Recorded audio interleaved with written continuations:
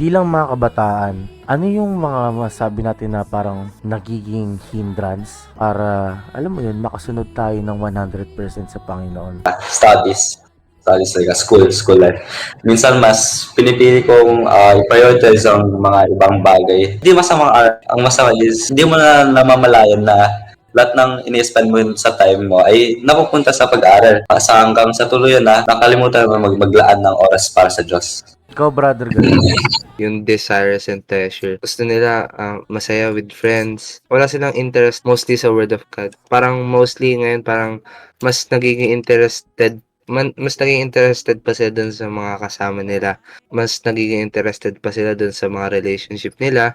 Nagkakaroon ngayon sila ng choices na since sinabi sa atin na deny yourself. Ngayon they're choosing what they want to hear na yung magagandang things lang na marinig nila. Kasi ayun yung mostly ko naririnig ko sa mga classmate ko. They really like money. Sabi pa yung isang classmate ko parang they say money can't buy happiness but for me it can buy happiness. So tawa ako na sabi ko grabe talaga.